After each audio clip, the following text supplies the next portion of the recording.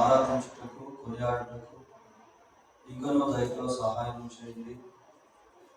మరొకసారి 10 నిమిషాలు మీ వాక్యాన్ని ధ్యానం చేసుకుంటుండగా మీరే మా మధ్య బోధకుడిగా ఉండి మాలో ఎవరెవరు ఏ అవసరతను కలిగి ఉన్నారో ఆ అవసరత కొలది మాతో మీరు మాట్లాడండి. జరిగిపోయిన దాన్ని మీరు మరలా రప్పించేటువంటి దేవుడు, లేని వాటిని ఉన్నట్టుగా పిలిచేటువంటి వాడు, శాపాన్ని ఆశీర్వాదంగా, కీడును వేలుగా, వ్యాధిని స్వస్థతగా ఆయన ఇచ్చేటువంటి దేవుడు. అందుకు బట్టి నీకు స్తోత్రాలు చెల్లిస్తూ మా రక్షకుడైన యేసుక్రీస్తు ఉన్నతమైన నామంలో ప్రార్థన చేస్తున్నాము తండ్రి. ఆమేన్.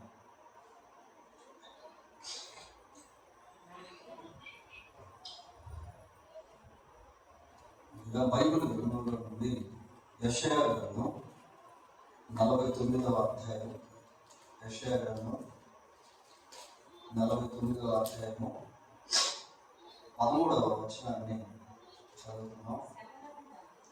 శ్రమ నొందిన తన జనుల యందు జాలిపడి యెహోవా తన జనులను ఓదార్చి ఉన్నాడు.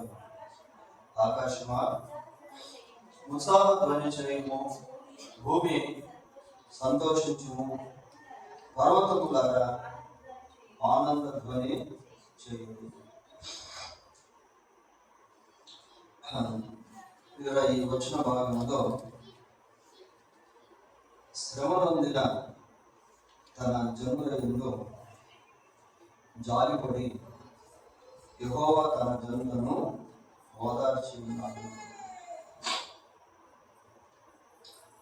ఇక్కడ పలుమార్లు తన జనులు అనేటువంటి పదాలు మనం చూస్తాము.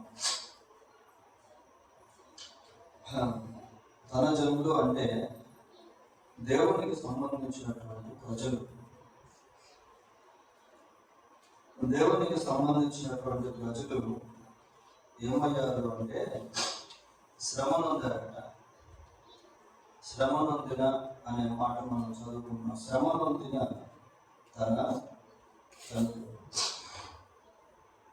దేవుని పిల్లలే, దేవుని ప్రజలే, కానీ శ్రమలు అనుభవించినటువంటి వారిగా ఉన్నారు.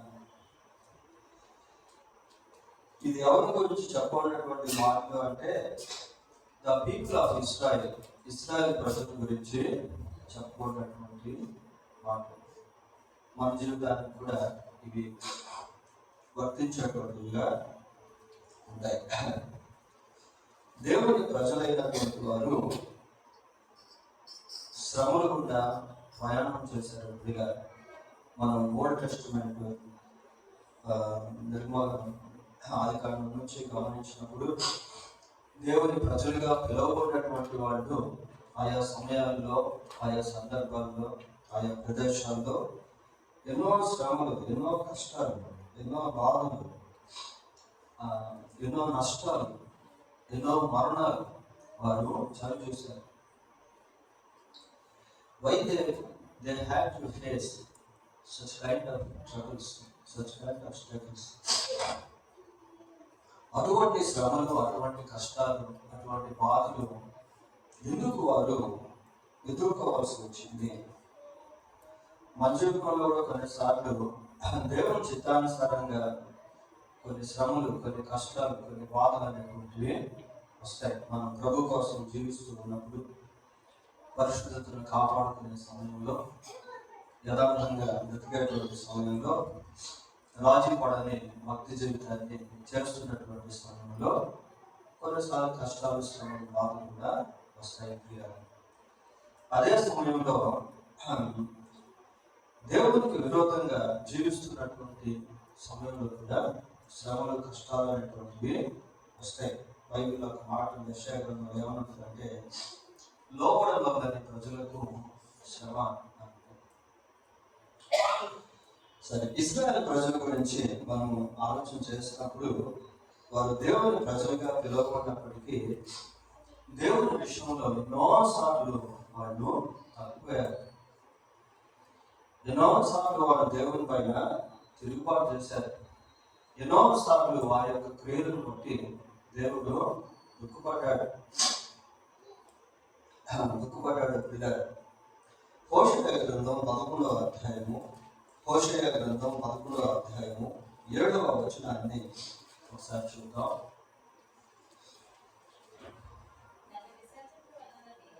నన్ను విసర్జింపవలెనని చూడండి ఎట్లా ఉంది ఆ మాట. నన్ను విసర్జింపవలెనని నా జనులు తీర్మానం చేసుకున్నారంట.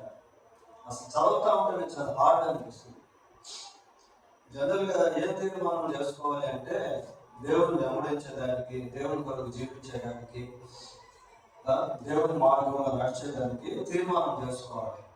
అయితే వీళ్ళు దేవుని జనులుగా పిలువబడుతున్నటువంటి వాళ్ళు దేవుణ్ణే విసర్జించేటువంటి తీర్మానాన్ని చేస్తున్నారు. చదువుతా ఉంటే నాకు ఎలా ఉంది అంటే ఇట్లాగా ఉంటుందా అన్నట్టుగా ఉంది. ఒకసారి చదవమ్మా. నన్ను విసర్జింపవలెనని నా జనులు తీర్మానము చేసుకొని ఉన్నారు. దేవుని ప్రజలుగా పిలువబడుతున్నటువంటి వాళ్ళు దేవుని కొరకు జీవించే తీర్మానం చేసుకోవాలి, కానీ తమను ప్రేమించే దేవుణ్ణే విసర్జించే తీర్మానం చేసుకోవడం అనేది చాలా దుఃఖం, చాలా బాధ. కొంతమంది అలాగా ఇంకెప్పుడు కూడా మేము దేవుని సన్నిధికి రాము, ఇంకెప్పుడు కూడా మేము బైబిల్ చదవము, ఇంకెప్పుడు కూడా మాకు అసలు దేవుడు వద్దు అని వెనక్కి వెళ్ళిపోయినటువంటి వాళ్ళు అక్కడ ఉంటా ఉంటారు పిల్లలు. ఇస్రాయేల్ ప్రజలు ఏం చేశారు అంటే they made a decision to deny God. దేవుడిని విసర్జించేటువంటి ఒక తీర్మానాన్ని చేస్తున్నారు. అది నిజంగా దేవునికి ఎంతో దుఃఖకరమైనటువంటి విషయము. సమయంలో ఒక మాట మనం చూద్దాం. రోమిలకు రాసిన పత్రిక 1వ అధ్యాయము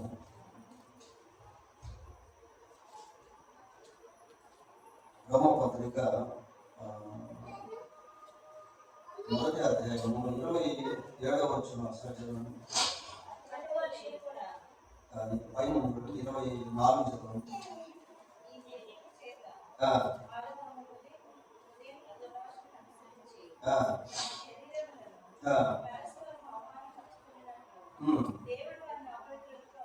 దేవుడు వారిని అపవిత్రతకు అప్పగించాడు. ఎందుకు దేవుడు వారిని అపవిత్రతకు అప్పగించాడట? కింద వచ్చిన కదా,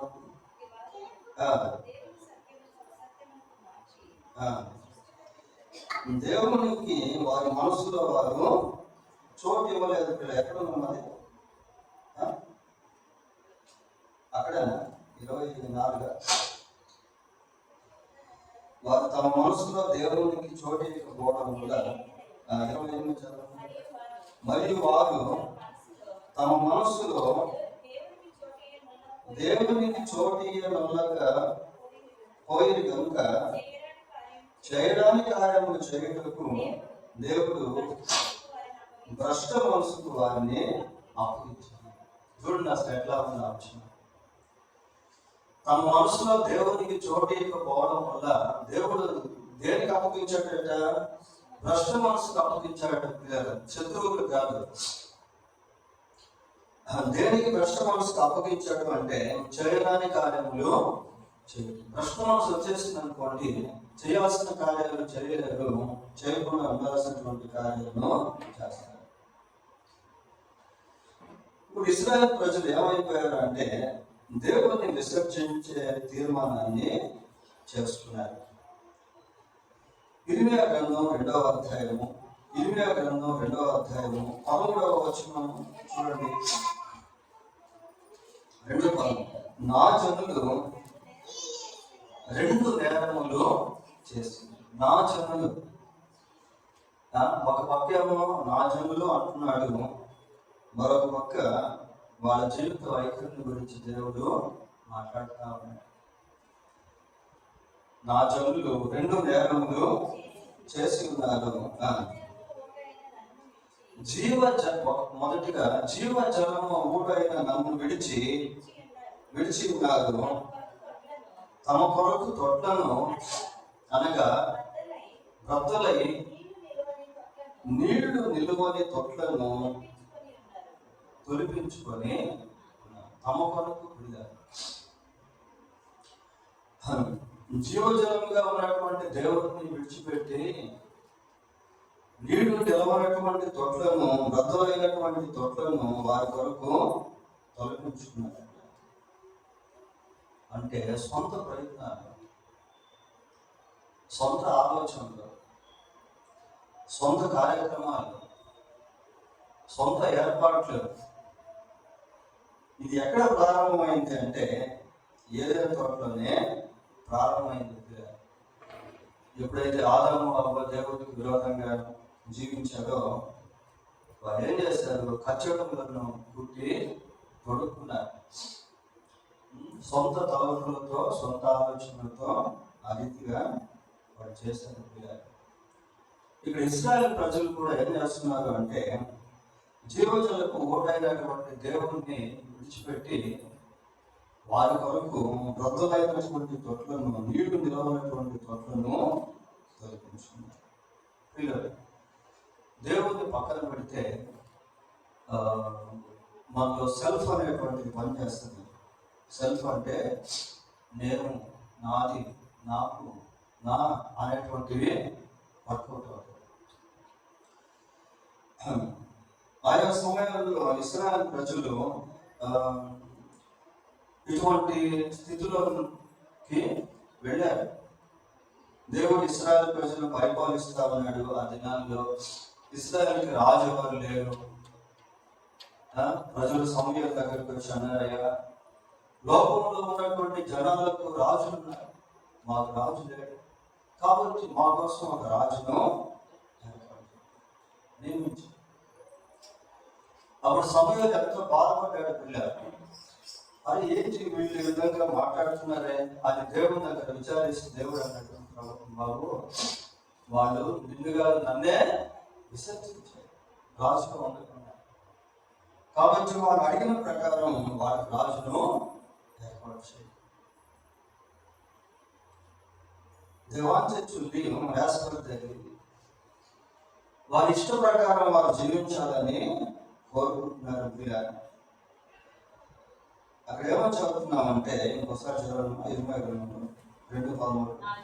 నా జనులు 2 నేరములు చేసి ఉన్నారు, జీవ జలముల ఊట అయిన నన్ను, అది ఫస్ట్ క్రైమ్. జీవ జలముల ఊట అయిన నన్ను విడిచి. దేవుడు ఎలాంటి వాడు అంటే జీవజలపు ఊట. జీవజలపు ఊట అంటే అర్థం ఏంటి? జీవజలపు ఊట అంటే ఎప్పుడు కూడా డ్రై అయిపోదు, ఎప్పుడు కూడా డ్రై అయిపోదు పిల్లలు. అది ఉబుకుతూనే ఉంటుంది. God whom we are serving is deathless. మనం సేవిస్తున్నటువంటి దేవుడు ఎలాంటి వాడు అంటే ఆయన అమరుడు, మరణం లేనటువంటి వాడు, ఎప్పుడు కూడా ఉండేటువంటి వాడు. జీవజలకు ఊట అనేది ఎలాంటిది అంటే ఎప్పుడు కూడా తక్కువ కానటువంటిగా వస్తానే. దాన్ని వాళ్ళు ఏం చేశారంటే ఆ జీవజలకు ఊటగా ఉన్నటువంటి దేవుడిని విడిచిపెట్టి ఏం చేశారు? తమ కొరకు చదవండి అనగా నీళ్లు నిలవని తొట్లను తొలిపించుకొని, నీళ్లు నిలవని తొట్లు, బద్దలైనటువంటి తొట్లు, తాత్కాలికమైనటువంటివి, టెంపరీగా ఉండేటువంటివి, అటువంటివి వాళ్ళు ఏర్పాట్లు చేసుకున్నారు. ఇర్మీయా గ్రంథం 6వ అధ్యాయము 9వ వచనం మనం చదువుకుందాం. సైన్యములకు అధిపతి యెహోవా ఈలాగు సెలవిచ్చుచున్నాడు, ద్రాక్ష చెట్టు మనుషులు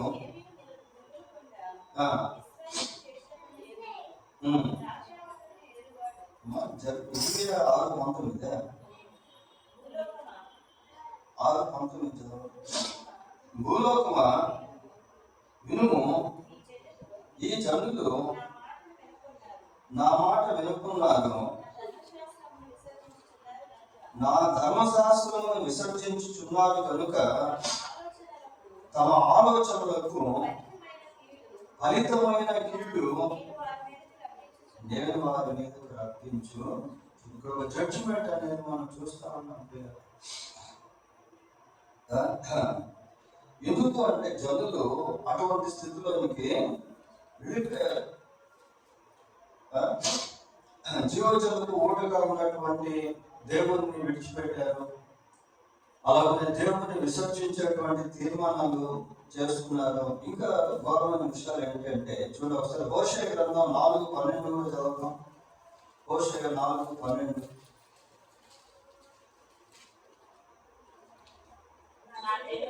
నా జనులు తాము పెట్టుకొని కర్ర యుద్ధ విచారణ చేయదు. చూడండి ఎట్లా దేవుడు ఈ పదాలను మాట్లాడుతున్నప్పుడల్లా బహుశా చాలా దుఃఖపడుతున్నాడు పిల్లలు. మనం చదువుకున్నటువంటి లేఖన భాగాలు ఎక్కువ శాతం నా జనులు అనే పదం మనకు కనిపిస్తాం. నా జనులు అనేటువంటి పదం కనిపిస్తా ఉంది పిల్లలు. ఇందాక మనం చదువుకున్న యెషయా 49:13 కూడా నా జనులు అనేటువంటి పదమే మనం చూస్తాం. నా జనులు ఏం చేస్తున్నారంట? తాము పెట్టుకుని కర్ర యొక్క విచారణ చేయదు. కర్ర యొక్క విచారణ చేయదు అంటే కర్రతో చేసినటువంటి విగ్రహాలు, చెట్టు మొదలుతో చేసినటువంటి విగ్రహాలు, చెక్కతో చేసినటువంటి విగ్రహాలు, వాటి యొక్క విచారణ చేసినటువంటి వారుగా ఎవరు అంటే దేవుని ప్రజలు. ఏంటి దేవుని ప్రజలు దేవుని దగ్గర విచారణ చేయాలి కానీ సైతానం దగ్గర విచారణ చేయడం ఏంటి? కర్ణ పిశాచాల దగ్గర విచారణ చేయడం ఏంటి? కర్ణ విచారణ చాలా దుఃఖం.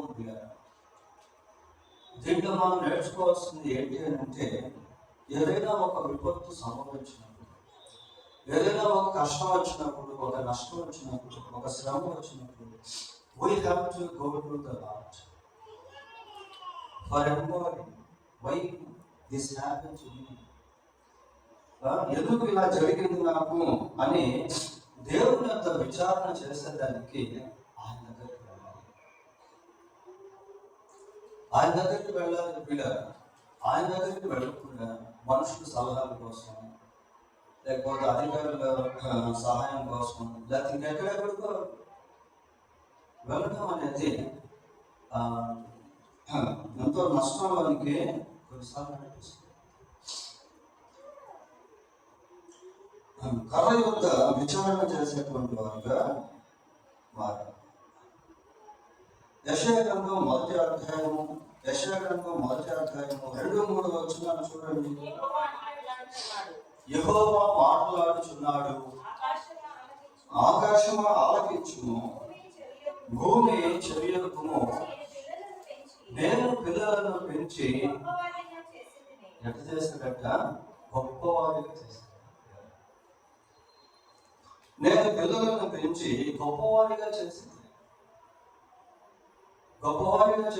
అంటే వాళ్ళ స్థాయిని అది సూచించేటువంటిదిగా చాలా ఉన్నత స్థాయిలోకి వాళ్ళని తీసుకుంది. ఇశ్రాయేల్ ప్రజల గురించి మనం ఆలోచన చేసినప్పుడు ఓల్డ్ టెస్టిమెంట్లో రకరకాల జాతులకు సంబంధించినటువంటి ప్రజలు మనకు కనిపిస్తారు. పెరిచీయులు, అమోరీయులు, యెబూసీయులు, కనానీయులు, ఫిలిస్తీయులు, ఇట్లా రకరకాల ప్రజలు పోయారు. అయితే వాళ్ళందరి మధ్య దేవుడు ఇశ్రాయేలు ప్రజలు ఏం చేశాడంటే చాలా ఉన్నత స్థితిలోకి హెచ్చించాడు. ఐగుప్తు దేశంలో బానిసత్వంలో ఉన్నప్పుడు కూడా ఇశ్రాయేలును దేవుడు ఎంతగానో హెచ్చించాడు. యెహోవా మాట్లాడుచున్నాడు, నేను నా జనులను నా పిల్లలను పెంచి గొప్పవారినిగా చేస్తే వారు నా మీద తిరుగుబడి. ఎవరితో చెబుతున్నాడు ఈ మాటలు? ఆకాశంతో భూమితో చెప్తా ఉన్నాడు. ఆకాశంతో భూమితో దేవుడు చెప్తా, ఆకాశమా ఆలకించుము, భూమి చెవియొగ్గుము, నేను పిల్లలను పెంచి గొప్పవారినిగా చేసి తిని వారు నా మీద తిరుగుబడి ఉన్నారు. చూడండి మాట అట్లా, ఎద్దు తన కామందును ఎరుగును, గాడిద తన సొంత వారిని తెలుసుకొను, ఇశ్రాయేలులకు తెలియలేదు, నా జనులు యోచించరు. చూడండి, పశువుల గురించి మాట్లాడుతున్నాడు, ఎద్దుల గురించి మాట్లాడుతున్నాడు, గాడిద గురించి మాట్లాడుతున్నాడు. పిల్లలు వాటికి సొంత దొడ్డి ఏదో తెలుసు, సొంత యజమాని ఏదో ఎవరో తెలుసు. పిల్లలు అయితే నా జనులకు, నా ప్రజలు, నా పిల్లలు నేను గొప్పవారిగా చేసినటువంటి వారు నా మీదే తిరగబడ్డారు అని దేవుడు ఎంతో ఘోషిస్తా ఉన్నాడు. దేవుడు ఎంతో దుఃఖపడతా ఉన్నాడు. కాబట్టి ఏమైందంటే, ఇందాక మనం చదివాం కదా, ఇర్మియా గ్రంథం 6వ అధ్యాయం 19వ వచనం. ఒకసారి మళ్ళీ దానికి వెళ్దాం. ఏమా, భూలోకమా వినుము, ఈ జనులు నా మాటలు వినుకున్నారు, నా ధర్మశాస్త్రమును విసర్జించుచున్నారు కనుక తమ ఆలోచనలకు ఫలితమైన కీడు నేను వారి మీదకు, అది కీడు. ధర్మశాస్త్రాన్ని విసర్జించారు, వారికి ప్రతిఫలంగా కీడు వారి మీదకి రప్పిస్తారు, కీడు వారి మీదకి రప్పిస్తారు అంటున్నట్టుగా. మూల వాక్యం ఏమని చూస్తున్నాము, శ్రమ పొందిన తన జనుల ముందు జాలిపడి యెహోవా తన జనులను శ్రమ పొందిన తన జనులు. ఎప్పుడైతే దేవుడిని విసర్జించారు, దేవుని ధర్మశాస్త్రాన్ని విసర్జించారు, దేవుని పైన తిరుగుబాటు చేశారు, తమ కొరకు నీళ్లు నిలవని తొట్టలైన తొట్లను తొలగించుకున్నారు, కర్ర యొక్క విచారణ చేశారు, ఇంకా ఎక్కడెక్కడ దేవునికి విరోధంగా జీవించారో వాటి ఫలితాలను వాళ్ళని అనుభవిస్తూ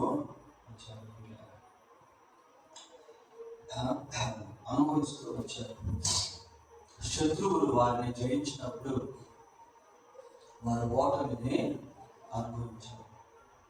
శత్రువులు వారిని జయించినప్పుడు వారు అవమానాన్ని అనుభవించారు.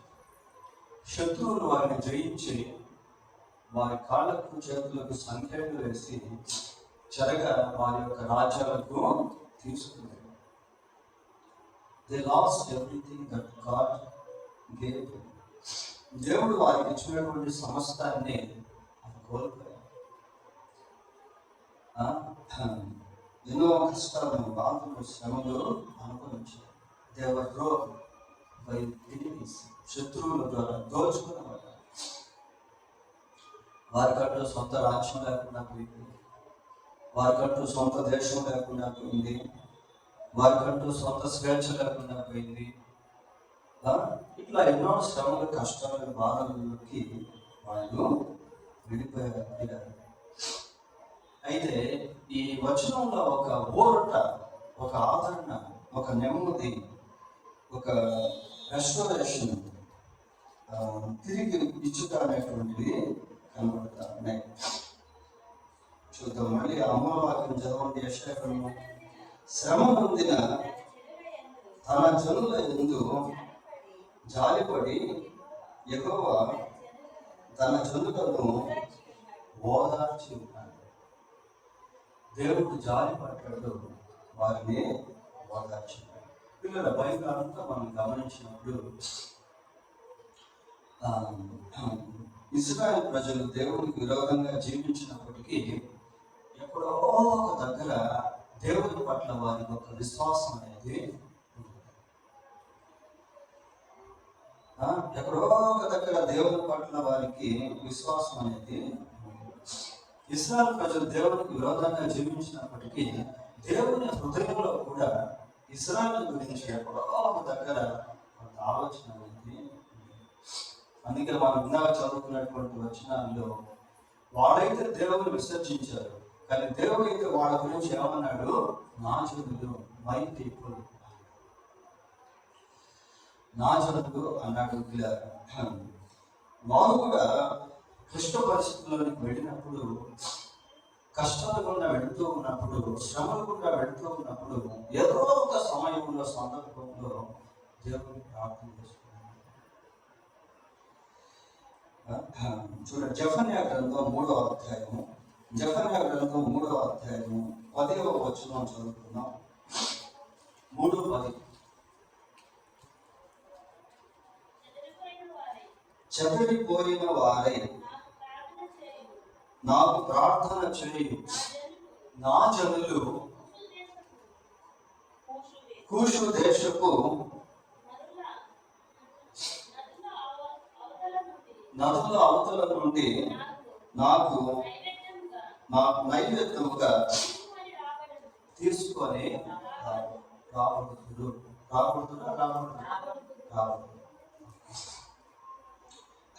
ఇక్కడ ఎవరు చదువుతున్నామంటే ఇంకొకసారి చదువుతున్నాం. చెదిరిపోయిన వారై నాకు ప్రార్థన చేయు.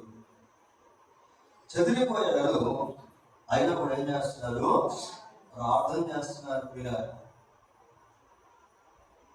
ఈ దృశ్యాన్ని బైబిల్లో పలుమార్లు మనం చూస్తాం. ఇశ్రాయేలు ప్రజలు ఐగుప్తు దేశంలో బానిసత్వంలో ఉన్నారు. అయితే బానిసత్వంలో నుంచి దేవునికి మొరపెట్టున్నారు.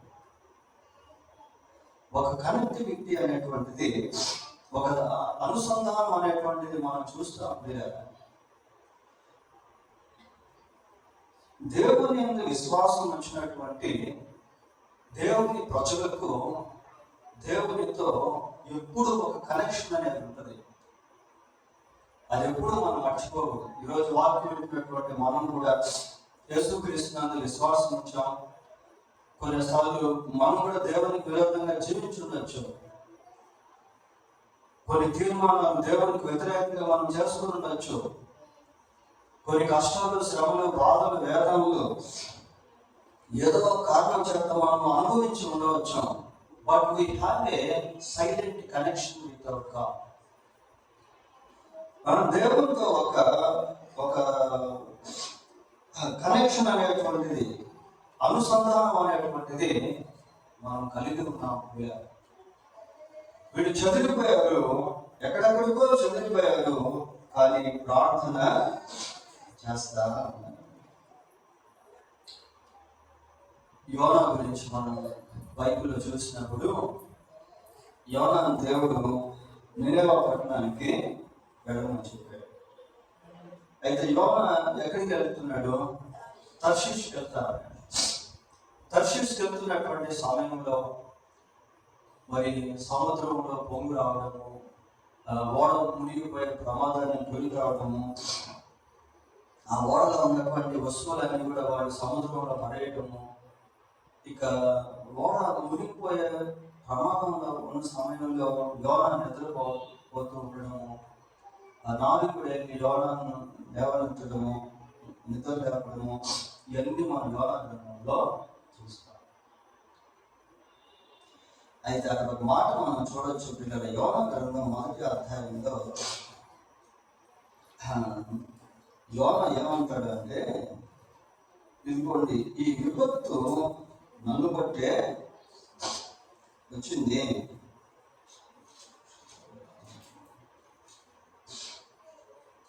అంటాడు. చూడు, యోనా గ్రంథం 1వ అధ్యాయము 9వ వచనం ఒకసారి చదవండి. అనేను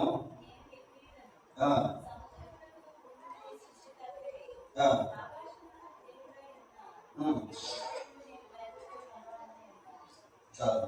9వ వచనం చూద్దాం. 11వ వచనం, నన్ను బట్టి ఈ గొప్ప తుఫాను. చాలు చాలు ప్రియులారా, ఈ వచనాలన్నీ మనం చదువుకున్నప్పుడు we can see the integrity, ఆ యథార్థత అనేటువంటిది యోనాలో మనము చూడగలుగుతాం. తాను యెహోవా సన్నిధిలో నుండి పారిపోవచ్చున్నట్లు అతడు ఆ మనుషులకు తెలియజేసి ఉండేను. అవిధేయుడిగా మారడు. నినెవె పట్టణానికి వెళ్ళమంటే తర్షీషుకు వెళ్తా ఉన్నాడు. కానీ దేవుణ్ణి ఎరగను అని మాత్రం చెప్పలేదు. పిల్లలు వాళ్ళకి తెలియజేస్తారు, నేను సో ఫలానా దేవుణ్ణి సేవించే వ్యక్తిని, దేవుని భయభక్తులు కలిగినటువంటి వ్యక్తిని, దేవుని సన్నిధిలో పారిపోతున్నటువంటి వ్యక్తిని, నన్ను బట్టే ఈ కీడు ఈ ఓడలోకి వస్తా ఉంది అని ఆ యథార్థతను యోనా ఒప్పుకుంటాడు. దేవుని బిడ్డల జీవితాల్లో ఆ దేవుని క్వాలిటీస్ అనేవి ఉంటాయి. ఒకవేళ తప్పిపోయినా, పడిపోయినా, జారిపోయినా, వెనక్కి వెళ్ళిపోయినా, ఎక్కడో దగ్గర ఆ బీజాలు అనేవి ఉంటాయి. మీద ఆ విత్తనాలు అనేటువంటివి ఉంటాయి. తర్వాత మనం సంసోను గురించి చూస్తాం. సంసోను నాశనం చేయబడినటువంటి వ్యక్తి, దేవునికి ప్రతిష్ఠించబడినటువంటి వ్యక్తి, దేవుని యొక్క శక్తిని అనుభవించినటువంటి వ్యక్తి. అయితే సంసోను దెలీలా విషయంలో పడిపోయినప్పుడు ఫిలిష్తీయులు సంసోనును బంధించి కళ్ళు పీకించి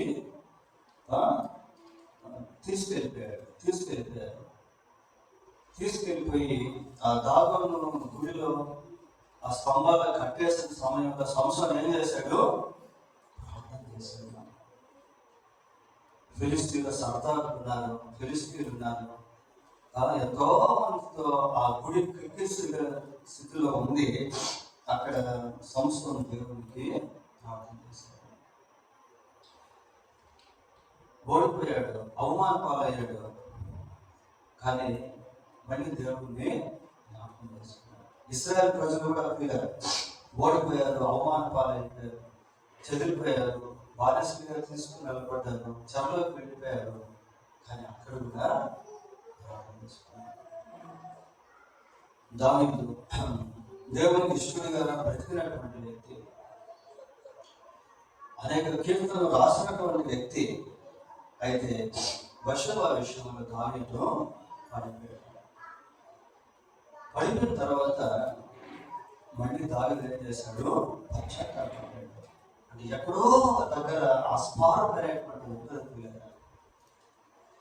తప్పిపోయినటువంటి కుమారుడు వెళ్ళిపోయాడు, తండ్రికి దూరంగా వెళ్ళిపోయాడు, దూరదేశానికి వెళ్ళిపోయాడు, డబ్బంతా ఖర్చు చేశాడు, చాలా దుర్భరమైనటువంటి స్థితిలోకి వెళ్ళిపోయాడు. తినేదానికి తిండి లేదు, ఆదరించేవాడు ఎవరు లేరు, పందులు తినేటువంటి పొట్టుతో కడుపు నింపుకుంటా ఉన్నాడు.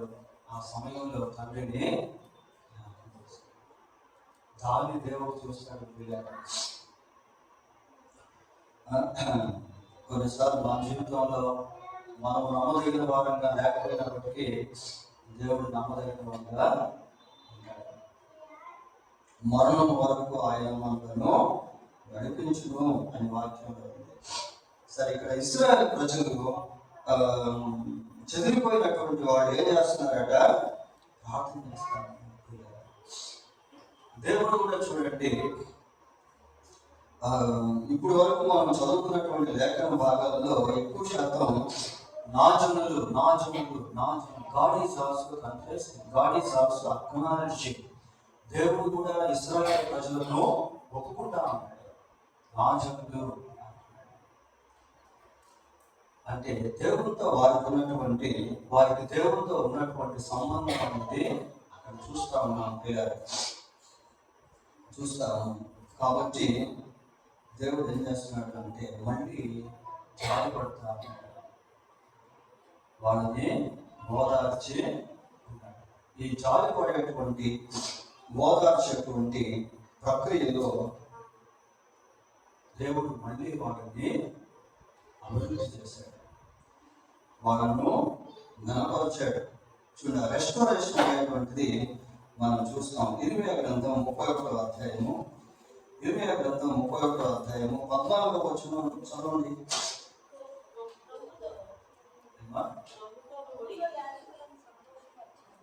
ప్రభుతో యాజకులను సంతోషపరచదను, నా జనులు ఉపకారాలను తెలుసుకొని తృప్తి నొందుతుడు. ఇదే యెహోవా, నా జనులు ఉపకారములను తెలుసుకొని తృప్తి నొందుతుడు. ఉపకారములను తెలుసుకొని తృప్తి నొందుతుడు. దేవుడు మళ్ళీ వారి పట్ల ఉపకారమును చేసి వారిని తృప్తిపరచాడు. వాళ్ళకి తృప్తిని దేవుడు ఇచ్చాడు. యెషయా గ్రంథం 49వ అధ్యాయము, యెషయా గ్రంథం 49వ అధ్యాయము 10వ వచనం కూడా చదువుకున్నాం. వారి యందు కరుణించువాడు వారిని తోడుకొని పోవచ్చు, నీటి బుగ్గల యొద్ద వారిని నడిపించును. కాబట్టి వారికి ఆకలి అయినను దప్పిక అయినను కలుగు. కరుణించువాడు అంటే ఆ కరుణించేటువంటి ప్రక్రియలో నుండి వారిని తీసుకుని వెళ్ళి వారికి ఆ సంతృప్తిని ఇస్తారు. ఇంకోసారి చదవండి. వారిని కరుణించువాడు వారిని తోడుకొని పోవచ్చు. వారిని తోడుకొని పోవచ్చు అంటే అర్థం ఏంటి? God is with them. దేవుడు వారితో కూడా ఉన్నాడు అని అర్థం. వారిని తోడుకొని పోవచ్చు. దేవుడు వారిని చేయబట్టి నడిపించుకుని వెళ్తున్నట్టు పిల్లరా, దేవుడు వారితో కూడా ఉండి నడుస్తున్నట్టు వారిని తోడుకొని పోవచ్చు. అంతకుముందు ఏం చూస్తాం? ఇర్మియా గ్రంథంలో రొద్దలైన తొట్టి నీళ్లు నిలవని తొట్లను తొలగించుకున్నాడు. ఇప్పుడు దేవుడు వారిని ఎక్కడికి నడిపిస్తున్నాడు? నీటి బుగ్గల యొద్దకు. రెస్టోరేషన్. పోయిన దాన్ని దేవుడు తిరిగి మళ్ళీ ఇస్తాడు. కాబట్టి వారికి ఆకలి అయినను దప్పి అయినను కలుగదు, ఎండమావులైనను ఎండైనను వారికి.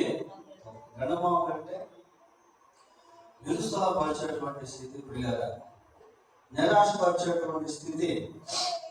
మళ్ళీ అటువంటిది వాళ్ళకి రాదు అనే విధంగా దేవుడు వారి పట్ల కార్యాన్ని తెలియస్తారు. చివరిగా ఆమోసు గ్రంథం 9వ అధ్యాయము, ఆమోసు గ్రంథం 9వ అధ్యాయము 14-15 వచనాలు చూద్దాం.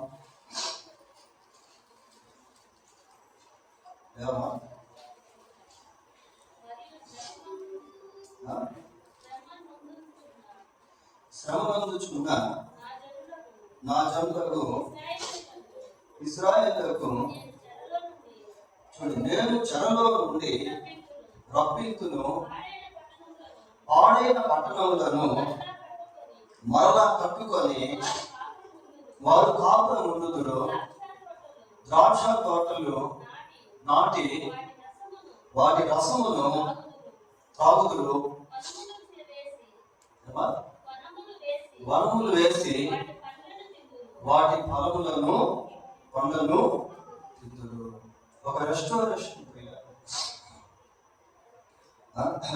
చెరలో నుండి మళ్ళీ బయటకు తీసుకుని వచ్చేటువంటి దేవుడు ఎప్పుడు ఒకటే విధంగా ఉంచడం. కొన్నిసార్లు కొన్ని పరిస్థితులను బట్టి మనం కొంత నష్టపోయినట్టు కనబడవచ్చు, ఏదో పోగొట్టుకున్నట్టు కనబడవచ్చు, ఏది లేనటువంటి విధంగా కనబడవచ్చు. But God works in his work. దేవుడు తన టైంలో తన సమయంలో కార్యాన్ని చేస్తాడు. అయితే దేవునికి మనకు ఉన్నటువంటి సంబంధం ఉంది కదా, దాన్ని మనం కోల్పోకూడదు. ఆ కనెక్టివిటీని మనం ఎప్పుడు కోల్పోకూడదు. పరిస్థితులు ఎలా ఉన్నా కూడా దేవుని జ్ఞాపకం చేసుకోవడం, దేవుని సన్నిధిలో ప్రార్థన చేసుకోవడం, దేవుని సన్నిధిలో కనిపెట్టుకోవడం, దేవుడు సహాయం చేస్తాడని విశ్వసించడం. ఎప్పుడైతే మనం ఆ స్థితిలో ఉండగలుగుతామో, ఒకవేళ దేవుడు ఎక్కడైనా విరోధంగా జీవించిన విషయం దేవుడు జ్ఞాపకం చేస్తూ ఉంటే దాన్ని మళ్ళీ సరి చేసుకొని దేవునితో సత్సంబంధాలను ఏర్పరచుకోవడం జరిగితే ఖచ్చితంగా రెస్టోరేషన్ అనేటువంటిది దేవుడు మనకు కూడా ఇస్తాడు. దేవుడు తన వాక్యాన్ని దీవించుగాక. ప్రార్థన చేస్తున్నాం. ప్రార్థన.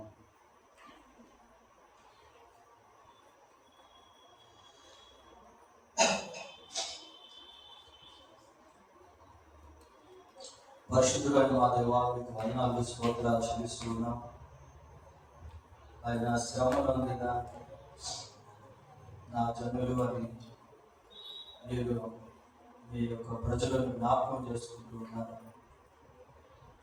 మా శ్రమను, మా కష్టాన్ని మీరు చూసేటువంటి దేవుడు. ఆయన మీరు సంఘాలతో మాట్లాడుతూ నీ శ్రమను, నీ ప్రేమను, నీ ఓర్పును, నీ కష్టమును నేను చూచుతుంది అని మీరు ప్రకటన గ్రంథంలో సెలవిచ్చారు. మా జీవితంలో మీరు చూసేటువంటి దేవుడుగా ఉన్నందుకు స్తోత్రాలు. ఒకవేళ మేము తెలుసో తెలియక ఎక్కడైనా మిమ్మల్ని విసర్జించుంటే, మీ వాక్యాన్ని విసర్జించుకుంటే, దేవా మీకు ప్రతికూలమైన తీర్మానాలు చేసుకుంటుంటే, దేవా మమ్మల్ని కనికరించి క్షమించి మమ్మల్ని బలపరచండి. మేము పోగొట్టుకున్నటువంటి వాటిని, మేము పొందుకోవాల్సినటువంటి వాటిని తిరిగి వాళ్ళు దయచేయమని ప్రార్థన చేస్తున్నాం. దేవా మీరెంతైనా నమ్మదగిన దేవుడు. ఆయన మా కొరకు ఆయన మీరు దాచుకుంటున్నటువంటి వేలు ఎంతో గొప్పవి. మీరు జీవపు ఊట అయినటువంటి దేవుడు. ఆయన బట్టి మీకు స్తోత్రాలు చెల్లిస్తూ ఉన్నాం. కనుక ఈ వర్తమానం నిన్న మాకు దీన్ని దీవెనకరంగా చేయమని, మీరే మహిమ పొందమని మా రక్షకుడైన యేసుక్రీస్తు పరిశుద్ధమైన నామంలో ప్రార్థన చేస్తున్నాం తండ్రి. ఆమేన్. అందరూ లేచినప్పుడు ఒక పాట పాడుతున్న సమయంలో కాకపోతే